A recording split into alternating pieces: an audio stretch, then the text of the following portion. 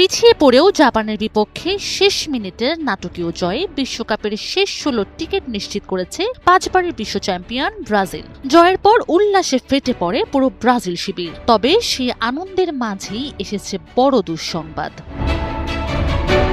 Round of 32-তে ২-১ গোলে জাপানকে হারানোর ম্যাচে চোট নিয়ে মাঠ ছেড়েছেন ব্রাজিলের মাঠের দুই সেরা তারকা। বিরতির আগেই মাঠে অস্বস্তি বোধ করতে দেখা যায় অ্যাটাকিং মিডফিল্ডার লুকাস পাকুয়েতাকে। দ্বিতীয়ার্ধে মাঠে নামার সময় খোঁড়াতে দেখা যায় তাকে।